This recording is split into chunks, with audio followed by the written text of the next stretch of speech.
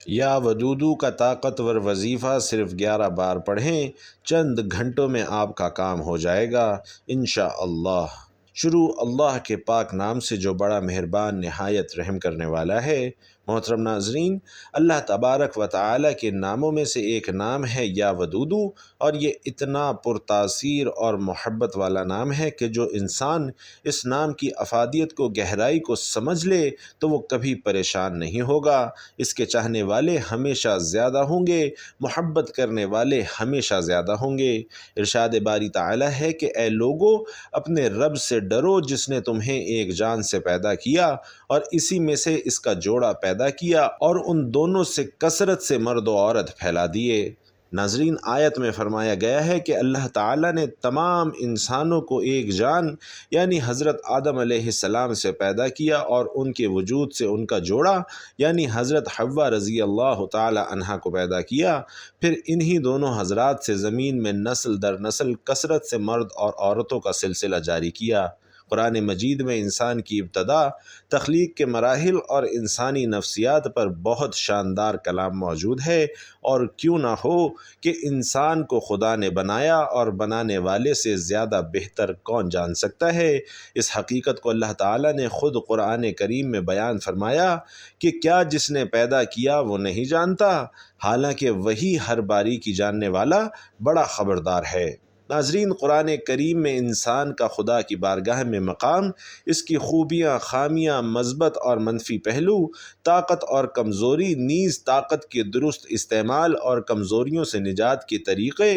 بڑے خوبصورت انداز میں بیان کیے گئے ہیں۔ اللہ تعالیٰ نے انسان کو دیگر مخلوقات سے معزز اور مکرم بنایا ہے، چنانچہ ارشاد باری تعالیٰ ہے، اور بے شک ہم نے اولاد آدم کو عزت دی اور انہیں خشکی اور تری میں سوار کیا اور انہیں ستھری چیزوں سے رزق دیا اور انہیں اپنی بہت سی مخلوق پر بہت سی برتری دی۔ ناظرین، مراد یہ ہے کہ انسان کو عقل، علم، قوت گویائی، پاکیزہ صورت، معتدل قد و قامت عطا کیے گئے، جانوروں سے لے کر جہازوں تک کی سواریاں عطا فرمائیں، نیز اللہ تعالیٰ نے اسے دنیا اور آخرت سنوارنے کی تدبیریں سکھائیں اور تمام چیزوں پر غلبہ عطا فرمایا، قوت تسخیر بخشی کہ آج انسان زمین اور اس سے نیچے یوں ہی ہواؤں بلکہ چاند تک رسائی اور مریخ تک کی معلومات حاصل کر چکا ہے۔ بحر و بر میں انسان نے اپنی فتوحات کے جھنڈے گاڑ دیے ہیں، اور یہ چند ایک مثالیں ہیں، ورنہ اس کے علاوہ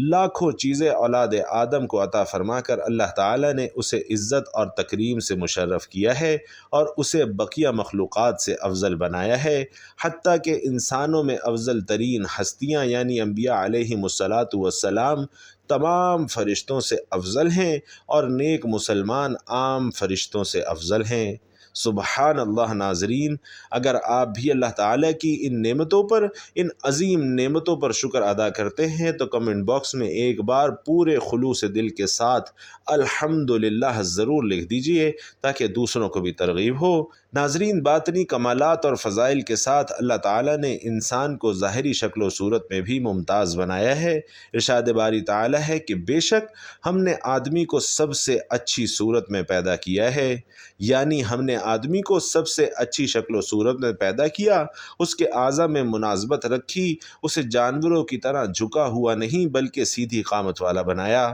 اسے جانوروں کی طرح منہ سے پکڑ کر نہیں بلکہ اپنے ہاتھ سے پکڑ کر کھانے والا بنایا، اور اسے علم، فہم، عقل، تمیز اور باتیں کرنے کی صلاحیتوں سے مزین کیا۔ محترم ناظرین، قرآن سے ہی معلوم ہوتا ہے کہ مقصود کائنات انسان ہے اور بقیہ کائنات کو خدا نے انسان کے کاموں میں لگایا ہوا ہے، حتیٰ کہ زمین میں جو کچھ پیدا کیا ہے وہ سب انسانوں کی خاطر ہی پیدا کیا ہے۔ چنانچہ ارشاد باری تعالیٰ ہے کہ وہی ہے جس نے جو کچھ زمین میں ہے سب تمہارے لیے بنایا، یعنی زمین میں جو کچھ دریا، پہاڑ، کانے، کھیتی، سمندر وغیرہ ہیں سب اللہ نے تمہارے دینی اور دنیاوی فائدے کے لیے بنایا ہے۔ دینی فائدہ تو یہ ہے کہ زمین کے عجائبات دیکھ کر انسان اللہ کی حکمت اور قدرت کو پہچانے اور عقل استعمال کر کے اسرار کائنات تک رسائی حاصل کرے، جبکہ دنیاوی فائدہ یہ ہے کہ دنیا کی ہزاروں چیزیں کھائے پیے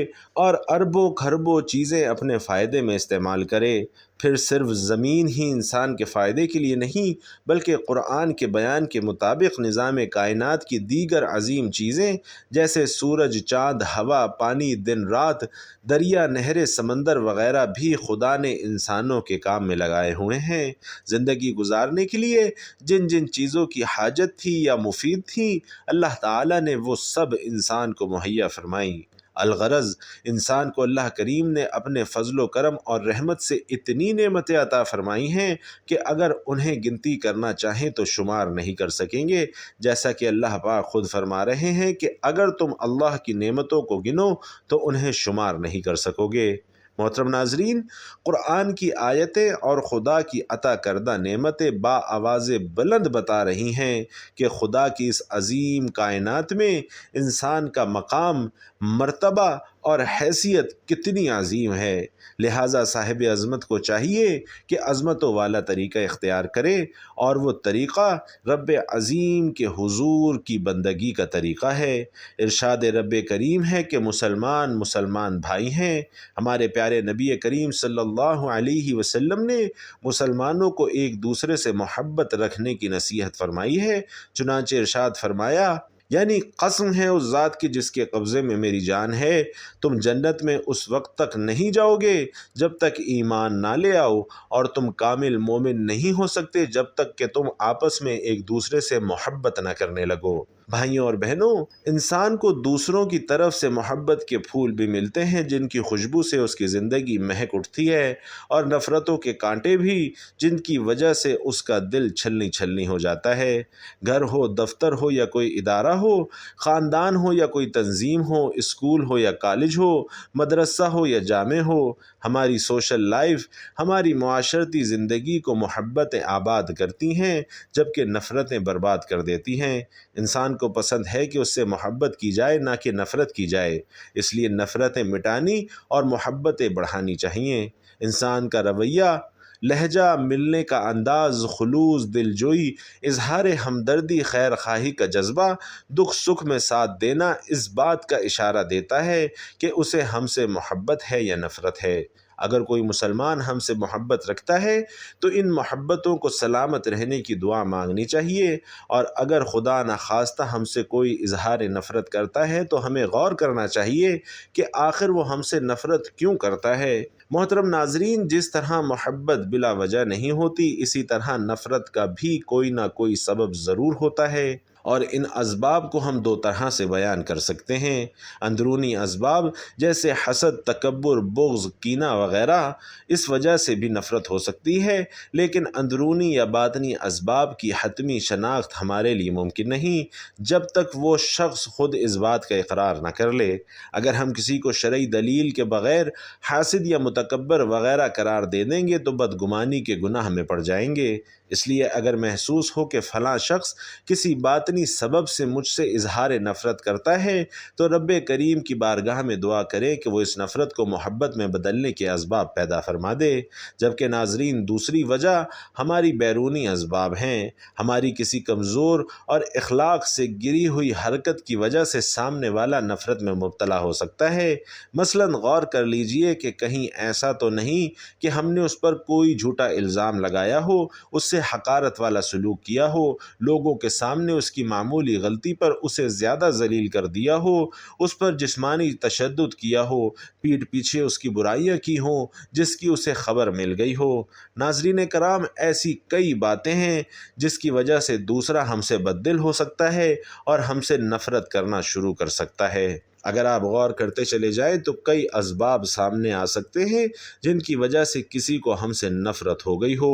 محترم ناظرین، اللہ پاک کی توفیق سے حسن اخلاق اور اعلیٰ کردار کے ذریعے دشمنوں کو بھی دوست بنایا جا سکتا ہے۔ دعا مومن کا ہتھیار ہے، نفرت کو شکست دینے کے لیے سب سے پہلے اس کا استعمال کیجیے۔ نبی کریم صلی اللہ علیہ وسلم اپنی دعا میں یہ کلمات کہا کرتے تھے کہ یا اللہ، مجھے اپنی محبت عطا عطا فرما اور ہر اس شخص کی محبت مرحمت فرما جس کی محبت تیرے نزدیک مجھے نفع دے۔ یا اللہ مجھے جو پسندیدہ چیز عطا فرمائے اسے اپنی محبت میں میری قوت اور طاقت بنا، اور جس پسندیدہ چیز کو مجھ سے روکے رکھے تو مجھے اپنی محبوب چیزوں میں مصروف رکھ کر ان سے فارغ البال یعنی بے فکر بنا دے۔ ناظرین، مسلمانوں کو سلام کرنے کی عادت بنائیے، سلام عام کرنے سے بھی محبت بڑھتی ہے۔ حضور نبی کریم صلی اللہ علیہ وسلم نے فرمایا کہ کیا میں تمہیں ایسی چیز نہ بتاؤں جسے بجا لاؤ تو آپس میں محبت پیدا ہو جائے؟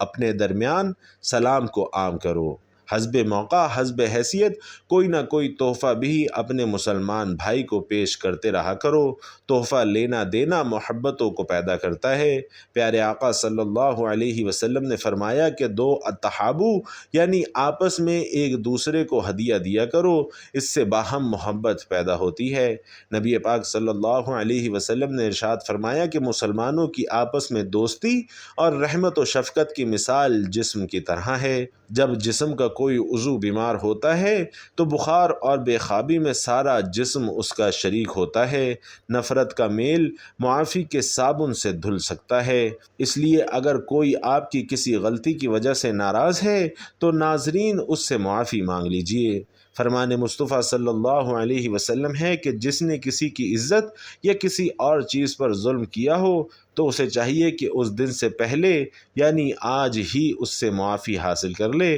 جس دن دینار اور درہم پاس نہیں ہوں گے۔ اگر ظالم کے پاس نیک اعمال ہوئے تو ظلم کے برابر ان میں سے لے لیے جائیں گے، اور اگر نیکیاں نہ ہوئیں تو ظلم کے برابر مظلوم کے گناہ ظالم پر ڈال دیے جائیں گے۔ ایک ساتھ رہنے والوں میں اونچ نیچ ہو جانا ناظرین کوئی انوکھی بات نہیں، لیکن صلح میں پہل کر کے ہم ہاریں گے نہیں بلکہ دوسرے کا دل جیت لیں گے۔ خاتم النبیین صلی اللہ علیہ وسلم نے فرمایا کہ مسلمان کے لیے جائز ہی نہیں کہ وہ اپنے بھائی سے 3 دن سے زیادہ قطع تعلقی کرے۔ ان میں سے جو صلح میں پہل کرے گا وہ جنت کی طرف جانے میں بھی سبقت لے جائے گا۔ ناظرین گرامی، دل جیتنے کا ایک نسخہ ہے کہ بڑوں کو عزت اور احترام دیا جائے اور چھوٹوں پر شفقت کی جائے۔ سرکار مدینہ صلی اللہ علیہ وسلم نے ارشاد فرمایا کہ جس نے ہمارے چھوٹوں پر رحم نہ کیا اور ہمارے بڑوں کی تعظیم نہ کی وہ ہم میں سے نہیں۔